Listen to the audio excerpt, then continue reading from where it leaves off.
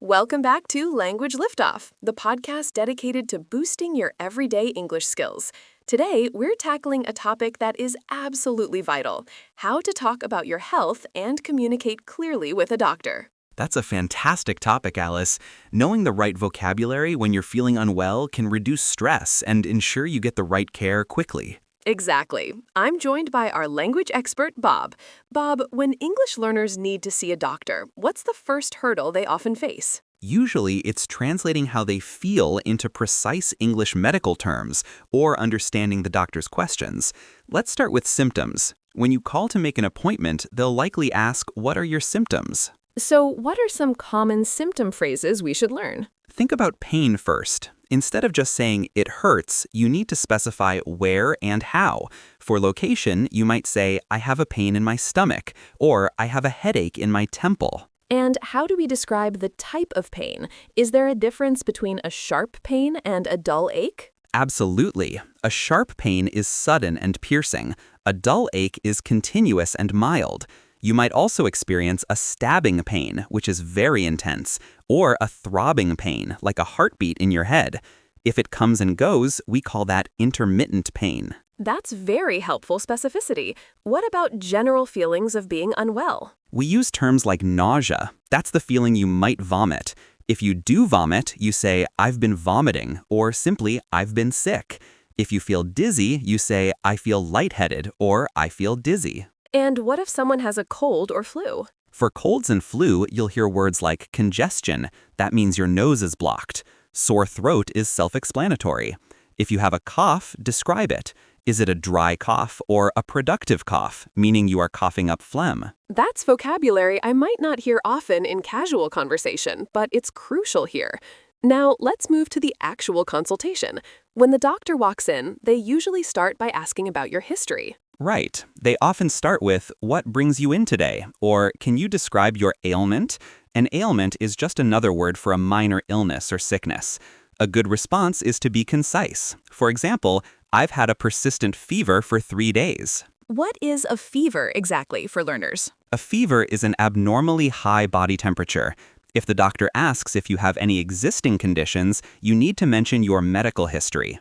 If you take medication regularly, you should say, "I am currently taking name of drug for my chronic condition." Chronic condition. That means long-term, correct? Precisely. A chronic condition lasts a long time, like diabetes or asthma.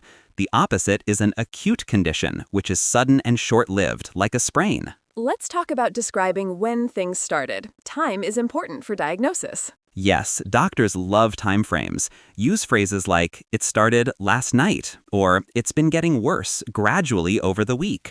If you can pinpoint the exact moment, say, "It started abruptly after I lifted that heavy box." That clearly differentiates an injury from a slow-developing illness. Bob, what if the doctor suggests a procedure, maybe an X-ray or a blood test? This is where clear understanding is paramount. They might say, "We need to run some tests." Tests can include a blood sample, which means they take blood, or an X-ray, which looks at your bones. If they need to examine you physically, they might ask you to undress to your undergarments so they can palpate an area.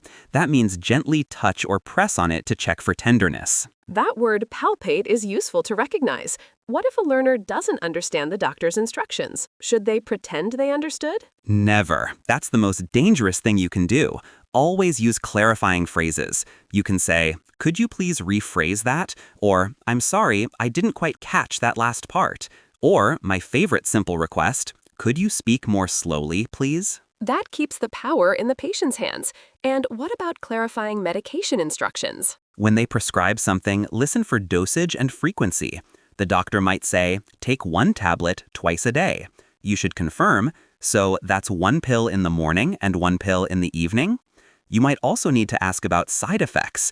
What are the potential side effects of this medication? Side effects, the unwanted results. Let's quickly review some useful, all-purpose phrases for the consultation room. Definitely. If you are allergic to something, say clearly, "I have an allergy to penicillin." If you have pain that radiates, say, "The pain radiates down my leg." If you are feeling fatigued, "I'm experiencing severe fatigue." And finally, if you need to ask about something specific, "I am concerned about a lump I found." Those 5 phrases, allergy, radiates, fatigue, lump, and penicillin, are incredibly useful. Bob, before we wrap up, what is the single most important piece of advice for English learners visiting a doctor? Be honest and be prepared. Write down your symptoms in English bullet points before you go in, even if you use a dictionary. Bring a trusted friend who speaks English well if possible. And remember, doctors are there to help, so don't be afraid to ask them to explain complex terms. Your health depends on clear communication. That's excellent advice.